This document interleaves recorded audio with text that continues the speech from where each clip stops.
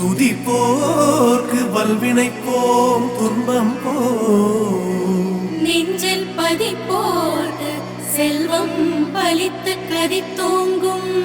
நிஷ்டையும் கைகூடும் நீ வளரருள் கந்த சஷ்டி கவசந்தனை அமரவிடத்தீரவமரம் புரிந்த குமரனடி நெஞ்சே